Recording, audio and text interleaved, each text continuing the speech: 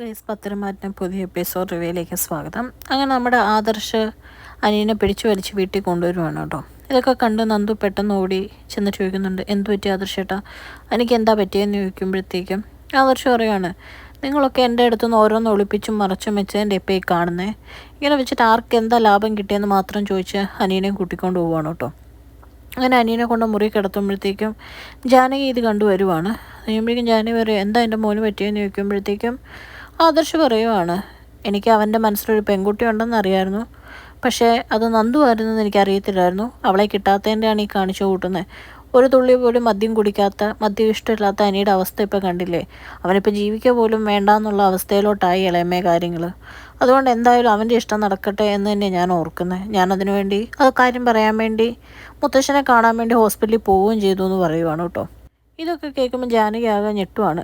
ജാനകി എന്നിട്ട് ചോദിക്കുന്നുണ്ട്, നീ മുത്തശ്ശനെ കാണാൻ വേണ്ടി ഹോസ്പിറ്റലിൽ പോയോ? എന്തിനാ മുത്തശ്ശനെ കാണാൻ വേണ്ടി പോയെന്ന് ചോദിക്കുമ്പോൾ ആദർശ് പറയുവാണ്, കാണാൻ പോയെന്നുള്ള സത്യമാണ്, പക്ഷേ കാണാൻ പറ്റിയില്ല. മുത്തശ്ശന് തീരെ വയ്യായിരുന്നു, അതുകൊണ്ടൊന്നും കാണണ്ടെന്ന് ഡോക്ടർ പറഞ്ഞ്. ഇവൻ്റെ കാര്യം പറയാൻ വേണ്ടി തന്നെയാണ് പോയത്.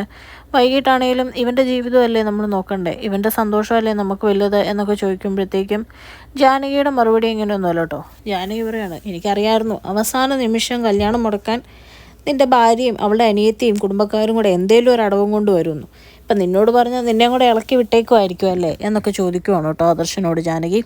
അപ്പോൾ ആദർശ് പറയുന്നുണ്ട്, നയനയൊന്നും എന്നോട് പറഞ്ഞതല്ല, ഞാനൊരു സന്ദർഭത്തിൽ എനിക്ക് മനസ്സിലായ കാര്യങ്ങളാന്ന് പറയുമ്പോഴത്തേക്കും ജാനകി അവിടുന്ന് ദേഷ്യപ്പെട്ട് പോവുകയാണ് കേട്ടോ. പോകുന്നതിന് മുമ്പ് പറയുന്നുണ്ട്, എൻ്റെ മരുമോളായിട്ട് എന്തായാലും ഈ വീട്ടിലോട്ട് ഒരു പെങ്കൊച്ചേ വരുള്ളൂ, അത് നടക്കാതിരിക്കാൻ എന്തായാലും പോണില്ല എന്ന് പറഞ്ഞ് വെളിലോട്ട് ഇറങ്ങുമ്പോഴേക്കും നയനയും നമ്മുടെ നന്ദുവും കൂടെ പുറത്ത് നിന്ന് ആദർശും ജാനകിയും പറയുന്ന കാര്യങ്ങളൊക്കെ കേൾക്കുന്നുണ്ടായിരുന്നു കേട്ടോ. ദേഷ്യം വന്ന് ജാനകി ചെന്ന് നന്ദുവിൻ്റെ ടീഷർട്ടെ വലിച്ചു പിടിച്ചിട്ട് പറയുകയാണ്, എടി നിൻ്റെ ഉദ്ദേശമൊക്കെ നടന്നല്ലോ, എന്തായാലും എൻ്റെ മോനെ നിനക്ക് കിട്ടും, നീ ഓർക്കണ്ട, അത് ഉറപ്പുള്ള കാര്യമാണെന്നും പറഞ്ഞാൽ ഒരു തള്ളും കൂടെ വെച്ച് കൊടുക്കുവാണ് കേട്ടോ നന്ദുവിനെ. അപ്പോഴത്തേക്കും നമ്മുടെ ആദർശ് പുറകെ ചെന്നിട്ട് പറയുന്നുണ്ട്, ഇളയമ്മേ എന്താ ഇപ്പം കാണിക്കുന്നത്, നമുക്ക് അനാമികയുടെ സന്തോഷമല്ലല്ലോ വലുത്, അനിയുടെ സന്തോഷമല്ലേ എന്ന് ചോദിക്കുമ്പോഴത്തേക്കും ജാനകി പറയാണ്, എൻ്റെ മോൻ എന്താ നല്ലത് എന്താ ചീത്താന്ന് എനിക്കറിയാം, ഞാൻ നിന്നെ എൻ്റെ മോനെ പോലെ തന്നെയാണ് കണ്ടേക്കുന്നത് ആദർശേ, അതുകൊണ്ട് നിന്നോട് ഞാനൊരു കാര്യം പറഞ്ഞേക്കാം, ഈ കല്യാണം നടന്നില്ലെങ്കിൽ പിന്നെ ഞാൻ ജീവനോടെ ഇരിക്കുകയില്ല. അനി ജീവനോടെ ഇരുന്ന് ഇവളെ കെട്ടിക്കോട്ടെ, അതിനെനിക്കൊരു കുഴപ്പമില്ല, പക്ഷെ അത് കാണാൻ ഞാനുണ്ടാവുകയില്ല, ഇതെൻ്റെ വെറുമ്പാക്കല്ലാന്ന് നിനക്ക് അറിയാമല്ലോ എന്ന് പറഞ്ഞ് ദേഷ്യപ്പെട്ട് ജാനകി അവിടെ നിന്ന് പോവുകയാണ് കേട്ടോ. അത് കഴിയുമ്പോഴത്തേക്കും നന്ദുവിനോട് ആദർശ് പറയുന്നുണ്ട്, നിങ്ങളൊക്കെ മനസ്സിൽ വെച്ചതും കൊണ്ടു നടന്നുകൊണ്ടാണ് ഈ പ്രശ്നങ്ങളൊക്കെ ഇത്രയും വഷളായത് എന്ന് പറയുമ്പോൾ നന്ദു പറയാണ്, ആദർശേട്ടാ ഇനിയിപ്പോൾ എന്തായാലും ഇങ്ങനെയൊക്കെ ആയി, ആരും ഒന്നും അറിയണ്ട, ആദർശേട്ടൻ പറ്റുമെങ്കിൽ ആരോടും ഒന്നും പറയരുത്, അനി നല്ല സന്തോഷത്തോടുകൂടി തന്നെ നാളെ കല്യാണ മണ്ഡപത്തിൽ കയറണം, അവൻ നല്ല ഹാപ്പി ആയിട്ട് ജീവിക്കണം, എനിക്ക് അത്രേ ഉള്ളൂ എന്ന് പറഞ്ഞിട്ട് നന്ദു അവിടെ നിന്ന് പോവുകയാണ് കേട്ടോ. അത് കഴിയുമ്പോഴത്തേക്കും ആദർശ നയനയോട് പറയുവാണ്, ഇതിപ്പോൾ ഇങ്ങനെയൊക്കെ ആവാൻ വലിയൊരു കാരണം നീയാണ്. എൻ്റെ അനിയൻ്റെ മനസ്സിൽ അവളായിരുന്നു എന്ന് നേരത്തെ പറഞ്ഞിരുന്നെങ്കിൽ അവൻ ഇങ്ങനെ ജീവിക്കേണ്ട ഒരു ജീവിതമായിരുന്നോ? എല്ലാം ഞാൻ അവന് നേടിക്കൊടുത്തിട്ടുണ്ട്, പക്ഷേ ലൈഫിൽ പ്രധാനപ്പെട്ട ഒരു കാര്യം വന്നപ്പം അവൻ്റെ അവസ്ഥ കണ്ടില്ലേ, ഇനിയിപ്പോൾ അവൻ്റെ ലൈഫ് എന്താവും? എന്തായാലും അവൻ്റെ 2 കല്യാണം ഉണ്ടെന്ന് പറയുന്നത് വെറുതെ ആവുമെന്ന് എനിക്ക് തോന്നുന്നില്ല. അനാമിക അവൻ്റെ ജീവിതത്തിൽ വരുന്നതിന് മുമ്പേ എങ്ങനെയാണെങ്കിൽ വന്ന് കഴിയുമ്പോഴത്തെ അവസ്ഥ എന്തായിരിക്കും? പാവം എൻ്റെ അനിയെന്നൊക്കെ പറഞ്ഞ് ആകെ വിഷമിച്ച് ആദർശം അവിടെ നിന്ന് പോവാണ്. പിന്നെ കാണിക്കുന്ന ജാനകിനെയാണ് കേട്ടോ. ജാനകി നേരെ ചെന്ന് അജയനോട് പറയുവാണ്, നിങ്ങളുടെ മകൻ്റെ മിനിങ്ങി വന്നിട്ടുണ്ട് എന്നൊക്കെ പറയുവാണ്. അപ്പോഴത്തേക്കും ജാനകിയോട് അജയൻ ചോദിക്കുന്നുണ്ട്, ഈ രാത്രി നീ ഇത് എവിടെ പോയതാ? പറഞ്ഞു കേട്ടില്ലേ, മകൻ നല്ല ഫിറ്റായിട്ട് വന്നിട്ടുണ്ടെന്നൊക്കെ പറയുവാണ് കേട്ടോ. ഇത് അജയൻ ഒട്ടും വിശ്വസിക്കാൻ പറ്റുന്നില്ല. എന്നിട്ട് അജയനോട് ജാനകി പറയുന്നുണ്ട്, കൂട്ടിക്കൊണ്ടുവന്ന അവൻ്റെ ചേട്ടനോ, അവനൊരു കാര്യവും കൂടെ പറഞ്ഞു, നന്ദുവിനെ നമ്മുടെ മരുമോളാക്കുന്ന കാര്യം, അതെന്തായാലും നടക്കില്ല എന്ന് പറഞ്ഞ് ഞാനും എൻ്റെ നിലപാട് തുറന്നു പറഞ്ഞു എന്ന് പറയുവാണ് കേട്ടോ.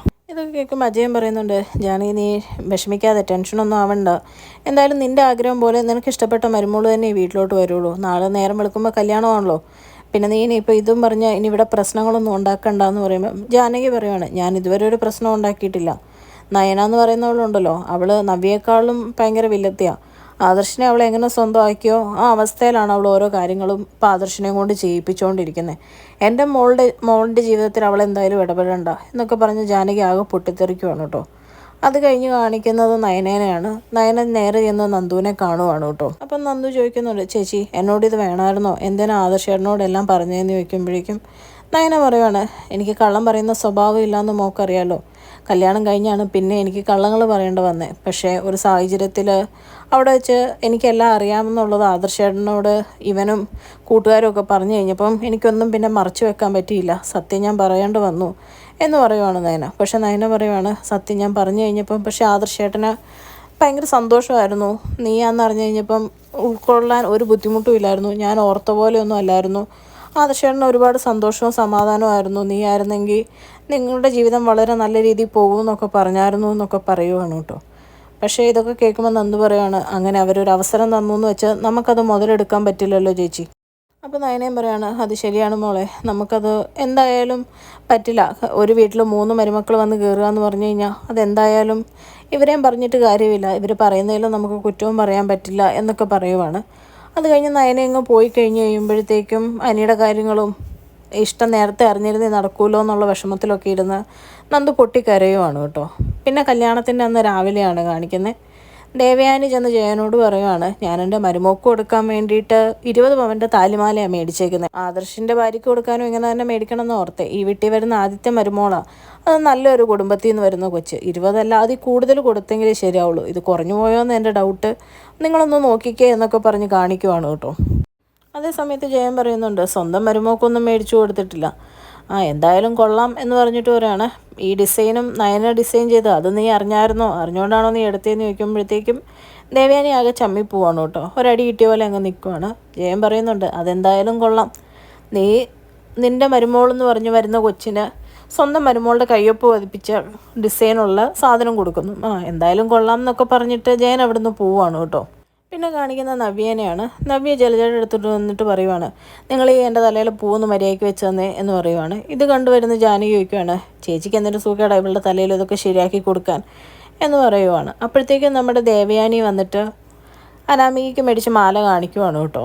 കണ്ടിട്ട് ജലജയൊക്കെ പറയുന്നുണ്ട് കൊള്ളാം, ഏടത്തിയുടെ ഡിസൈൻ സെലക്ഷൻ അല്ലേ, എന്തായാലും കൊള്ളാം, പൊളിയായിട്ടുണ്ടെന്നൊക്കെ പറയുവാണ്. ആ സമയത്ത് ജാനകി ചോദിക്കുന്നുണ്ട് എല്ലാ ദിവസവും വെളുപ്പിനെ എഴുന്നേറ്റ് കുളിക്കുന്ന നിൻ്റെ അനിയത്തി എന്തേ, ഇന്ന് അവൾക്ക് എഴുന്നേക്കണ്ടേ, ഇന്ന് നമുക്ക് വിഷമമായിരിക്കും എഴുന്നേക്കാൻ എന്നൊക്കെ പറയുവാണ്. എന്നിട്ട് പറയണം ആദർശിനെ അവളെ എഴുന്നേൽപ്പിച്ച് കാണുകയല്ലായിരിക്കും അല്ലേ എന്നൊക്കെ ഇങ്ങനെ കുത്തി കുത്തി ചോദിക്കുവാണ് കേട്ടോ നവ്യയോട് ഓരോന്നും. ദേഷ്യം വരുമ്പോൾ നവ്യ പറയുന്നുണ്ട് ഇതൊന്നും എനിക്കറിയത്തില്ല, നിങ്ങൾക്ക് നേരിട്ട് പോയി ചോദിക്കാൻ പാടില്ലേ എന്നിങ്ങനെ ചോദിക്കുവാണ്. അത് കേൾക്കുമ്പോൾ ജാനകിക്ക് ഒരു അടി കിട്ടുന്ന പോലെ ആവുകയാണ്. എന്നിട്ട് ഈ മാല കണ്ടുകൊണ്ടിരിക്കുന്ന ജലജ പറയാണ് അർഹതപ്പെട്ടവർക്ക് എന്ത് കൊടുത്താലും അതിൽ ഒരു കുഴപ്പവും ഇല്ലല്ലോ എന്നിങ്ങനെ പറയുമ്പോഴത്തേക്കും നവ്യ പയ്യെ ജലജയുടെ അടുത്തോട്ട് ചെല്ലുവാണ് കേട്ടോ. എന്നിട്ട് ജലജയോട് പറയുന്നുണ്ട് നിങ്ങൾ കൂടുതൽ സംസാരിക്കണ്ട, നിങ്ങളുടെ കാര്യം നിങ്ങൾക്ക് അറിയാമല്ലോ എന്ന് പറയുമ്പോഴത്തേക്കും ജലജയ്ക്ക് പെട്ടെന്ന് അടി കിട്ടിയ പോലെ ആവുകയാണ്. അപ്പം ദേവയാനി ചോദിക്കുക ഇവളെന്താ നിന്നോടിപ്പോൾ പറഞ്ഞതെന്ന് ചോദിക്കുമ്പോഴേക്കും ഒന്നുമില്ല ഇടത്തി ഒന്നുമില്ല എന്ന് പറയുവാണ്. അത് കഴിയുമ്പോഴത്തേക്കും നമ്മുടെ ദേവയാനി ജാനകിയോട് പറയുന്നുണ്ട് ഇത് മാത്രമല്ല മോക്ക് വേണ്ടി ഞാൻ ഒരുപാട് സമ്മാനങ്ങൾ കരുതി വെച്ചിട്ടുണ്ട്, അതൊക്കെ ഞാൻ സമയം പോലെ കൊടുത്തോളാം എന്നൊക്കെ പറയുവാണ് കേട്ടോ. ഈ സമയത്ത് ജാനകി നയനേനെയും നവ്യേനെയും കുത്തി കുത്തി ഓരോന്ന് പറയുവാണ്. അത് കഴിയുമ്പോഴത്തേക്കും പറ്റുമെങ്കിൽ നീ അവരെ പോയി ഒന്ന് വിളിച്ചോണ്ട് വാ എന്ന് പറയുമ്പോൾ നവ്യ പറയുവാണ് എൻ്റെ പരിപാടി അതല്ല, നിങ്ങൾക്ക് വേണമെങ്കിൽ നിങ്ങൾ പോയി വിളിച്ചോണമെന്നും പറഞ്ഞ് നവ്യ അവിടെ നിന്ന് നേരെ കയറി പോവുകയാണ് കേട്ടോ. പക്ഷേ ജാനകിയുടെ ഈ നവ്യേനെയും നയനെയും കുത്തി കുത്തിയുള്ള സംസാരം കേട്ട് ദേവയാനി ഇങ്ങനെ അന്തം വിട്ട് നിൽക്കുവാണ്. ദേവയാനി ഇങ്ങനെ ചിന്തിക്കുവാണ് എന്തോ സംഭവിച്ചിട്ടുണ്ടല്ലോ, കാരണം നവ്യൊക്കെ ലോക കള്ളിയ അടവ് പിടിച്ചാന്നൊക്കെ പറയുന്ന നിൽക്കുമ്പോൾ ദേവയാനി ഒരു അന്തം വിട്ടു പോവാണ്. ജാനകിയാണോ ഈ പറയുന്നതെന്ന് ഓർത്ത്. അത് കഴിഞ്ഞ് എന്തായാലും അനാമിക വരട്ടെ, അത് കഴിയുമ്പോൾ ഇവിടെ ആഘോഷമായിരിക്കും എന്നുള്ള രീതിയിൽ പറയുമ്പോഴത്തേക്കും അതെ എന്നുള്ള രീതിയിൽ ചിന്തിച്ചുകൊണ്ട് നിൽക്കുന്ന ജാനകിനെ കാണിച്ചുകൊണ്ടാണ് കേട്ടോ ഇന്നത്തെ എപ്പിസോഡ് അവസാനിക്കുന്നത്. ചാനൽ ഇഷ്ടപ്പെട്ടാൽ ലൈക്ക് ചെയ്യാനും സബ്സ്ക്രൈബ് ചെയ്യാനും കമൻറ്റ് ചെയ്യാനും മറക്കരുത്. താങ്ക്